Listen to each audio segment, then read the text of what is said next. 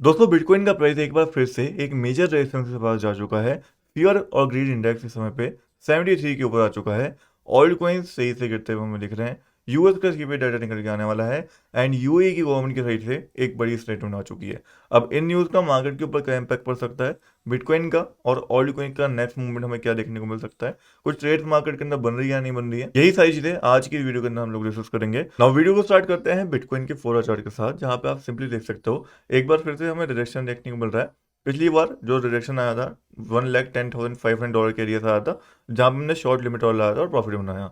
फिलहाल जो रिजेक्शन देखने को मिल रहा है वो उससे नीचे से देखने को मिल रहा है, यानी कि प्राइस ये दिखा रहा है कि बायर्स पिछली बार से भी ज़्यादा यहाँ पे वीक होते हुए दिखे हैं। अब बायर्स वीक हुए हैं तो डेफिनेटली यहाँ पे प्राइस का जो करेक्शन होगा वो भी बढ़ेगा, जिस वजह से चांसेस ज़्यादा क्रिएट हो गए हैं कि पिछली बार जो करेक्शन आया था हमने देखा था $1,07,000 तक आया था, रिकवरी आ गई थी उसके बाद। इस बार चांसेस ज़्यादा हाई कि $1,05,000 के आसपास तक का करेक्शन हमें देखने को मिल जाए अगर यहाँ से ये फॉल कंटिन्यू होता है। अब इसके कंटिन्यू होने के चांसेस भी ज़्यादा हैं क्योंकि इस समय पे लोग ग्रीडी काफ़ी ज़्यादा है। फियर ग्रीड इस समय पे 73 के ऊपर आ चुका है, जो कि कहीं ना कहीं ये दर्शाता है कि मार्केट के अंदर लोग काफ़ी ज़्यादा लालची हो रखे हैं, जिस वजह से जो प्राइस है करके इस समय पे हमें $1,05,000 के आसपास देखने को मिल सकता है। नाउ बिटकॉइन का डेली चार्ट अगर इस समय पे हम देखते हैं तो $1,10,500 ये एक एरिया है जो कि एक मेजर रेजिस्टेंस एरिया है। अगर इसके ऊपर एक डेली कैंडल क्लोजिंग हमें देखने को मिलती है तो यहाँ से एक बड़ा और नया ऑल टाइम हाई हमें देखने को मिलेगा एंड वो लगभग लगभग $1,20,000 या $1,25,000 तक का भी हो सकता है। तो अगर आप वन साइडेड मूव एक्सपेक्ट कर रहे हो तो वो हमें तभी ऑल ओवर देखने को मिलेगा जब इस लेवल के ऊपर एक प्रॉपर डेली कैंडल क्लोजिंग हमें देखने को मिलेगी।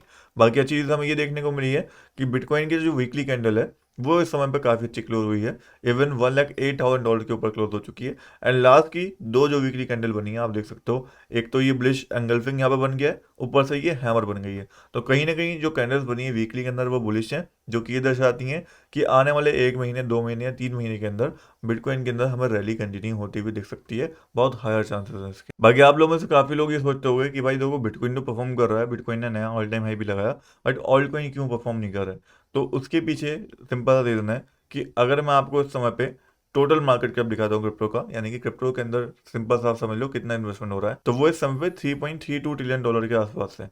लास्ट टाइम अगर इसकी ऑल टाइम हाई की हम बात करते हैं तो लगभग $3.7 ट्रिलियन तक ये गया था एंड मेरी एक्सपेक्टेशन है जब यहाँ से ये $4 ट्रिलियन जाएगा तो यहाँ पे ऑल्ट कॉइन्स हमें रैली करते हुए देखेंगे। इसके पीछे एक और रीज़न भी है कि ज़्यादातर इन्वेस्टमेंट जो इस समय पे क्रिप्टो के अंदर हो रखा है उसमें से ऑलमोस्ट ज़्यादातर जो पैसा है वो बिटकॉइन के अंदर जा रखा है। डेट पे आप देखो बिटकॉइन नॉमिनल हमें बढ़ता हुआ दिख रहा है। 65% पैसा इस समय बिटकॉइन के अंदर है। जब इतनी भारी मात्रा में पैसा सिर्फ बिटकॉइन के अंदर लोग ट्रांसफर कर देंगे या इन्वेस्ट कर देंगे तो कैसे ऑल्ट कॉइन्स यहाँ पर पंप करेंगे, ऑल्ट कॉइन्स को भी पैसा चाहिए होगा पंप करने के लिए। अब वो कब होगा, तो उसके लिए बहुत सिंपल सा लॉजिक है, जब बिटकॉइन स्टेबल रहेगा यानी कि नया पैसा मार्केट के अंदर आएगा तो हमें जो बिटकॉइन नॉमिनल से वो फॉल करता हुआ दिखना चाहिए, उस समय पे ऑल्ट कॉइन्स के अंदर पैसा जाएगा। यानी कि सिंपल भाषा में अगर मैं आपको बताऊं तो बिटकॉइन की पोटेंशियल जब कंज्यूम हो जाएगी उसके बाद पैसा शिफ्ट होना स्टार्ट होगा ऑल्ट कॉइन्स के अंदर, जब लोगों का ट्रस्ट क्रिप्टो मार्केट के ऊपर बन जाएगा एंड जब नया पैसा भी मार्केट के अंदर आता हुआ दिखेगा। अभी के लिए बिटकॉइन नॉमिनल बहुत हाई पे है, यहाँ से थोड़ा करेक्शन जरूर ले रहा है जो ऑल्ट कॉइन नॉमिनल के लिए या ऑल्ट कॉइन्स के लिए थोड़ा अच्छा हो सकता है। बट ऑल ओवर आप देखोगे तो ऑल्ट कॉइन नॉमिनल इस समय पे गिर के 7% के आसपास रखा है, जो कि बहुत कम है। जब ये 10% के ऊपर जाएगा तब हमें ऑल्ट कॉइन अच्छे से रिकवरी करते हुए या पंप करते हुए देखेंगे। एंड ऐसी चीज़ अचानक से नहीं होगी, इसमें होने में काफ़ी ज़्यादा टाइम लग सकता है। हो सकता है ये पूरा साल लग जाए या फिर इस साल के नवंबर दिसंबर में ये चीज़ हमें होती हुई दिखे। अब बात करें कुछ इंपॉर्टेंट न्यूज़ के बारे में जो मार्केट को इम्पैक्ट कर सकती हैं। सबसे पहले है यूएस का सीपीआई डाटा, जो कि 15 जुलाई को निकल के आना है। अभी तक फॉरकास्टिंग भी नहीं करी गई है, बट मेरी एक्सपेक्टेशन है अगर 2.4 से कम निकल के आएगा तो उसका मार्केट के ऊपर पॉजिटिव इम्पैक्ट पड़ेगा।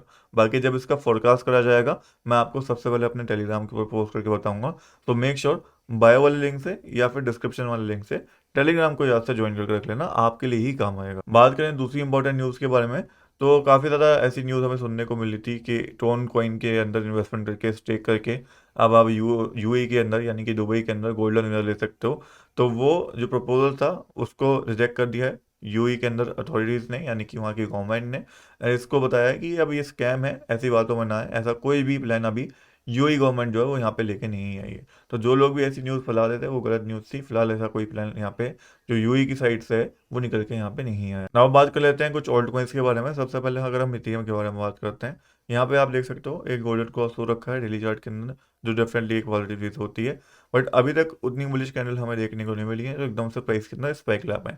अच्छी चीज़ ये देखने को मिली है कि इथेरियम डोमिनेंस जो है वो हमें थोड़ा पॉजिटिव देखने को मिल रहा है, जिस वजह से चांसेस बन रहा है कि इथेरियम यहाँ से हमें एक रैली करता हुआ दिख रहा है। अगर मैं बिटकॉइन से कंपैरिजन में देखता हूँ तो Ethereum is still under value. Ethereum को आराम से $3000 के ऊपर होना चाहिए था, जो हो सकता है इस साल के एंड तक हमें देखने को मिल जाए। तो अगर आप इथेरियम के अंदर एक्यूमुलेशन करना चाहते हैं तो ये कुछ लेवल्स मैंने मार्क कर रखे हैं जो कि अच्छे सपोर्ट है, जहाँ पे इसके अंदर लॉन्ग टर्म के लिए बाइंग करी जा सकती है। नेक्स्ट बात करें आईएनजे कॉइन के बारे में, तो करंटली आप देख सकते हो आईएनजे एक मेजर रेजिस्टेंस फेस कर रहा है। कुछ अच्छी कैंडल्स यहाँ पे नहीं बनी है, मेरे हिसाब से यहाँ से ये फॉल कर सकता है, तो चाहो तो शॉर्ट करके ऊपर स्टॉप लॉस लाया जा सकता है। फिर लाइट कॉइन है जो थोड़ा रिस्की देखने को मिला है, बट ऑल ओवर एक फॉलिंग चैनल को इसने ब्रेकआउट कर रखा है, यहाँ से सपोर्ट लेके ये रैली दिखा सकता है। तो $82 can be a good area जहाँ पे हम इसको बाय करने का देख सकते हैं। Then we have Chainlink coin जो अगेन फॉलिंग वेज के अंदर यहाँ पे ट्रेड हो रहा है।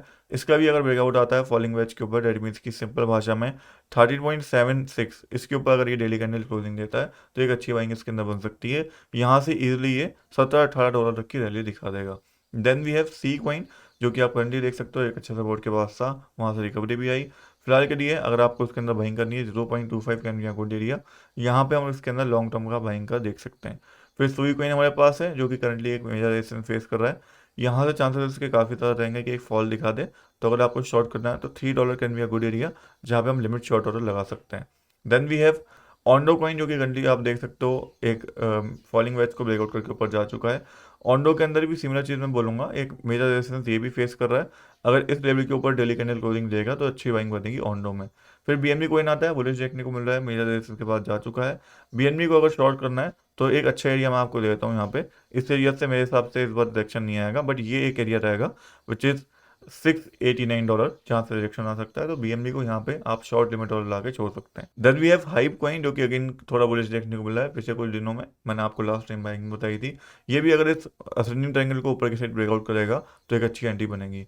फिर ईएनए कॉइन आ जाता है जो कि अभी भी डाउन ट्रेंड के अंदर है, एक मेजर रेजिस्टेंस फेस कर सकता है ये 0.28 से, बट अगर आप लॉन्ग टर्म के हिसाब से देख रहे हो तो it can be a good buy, अभी स्पॉट के अंदर थोड़ा अमाउंट को ले सकते हैं। फिर वर्चुअल कॉइन हमारे पास आ जाता है जो कि करंटली आप देख सकते हो टोटली एक डाउन ट्रेंड के अंदर ट्रेड कर रहा है।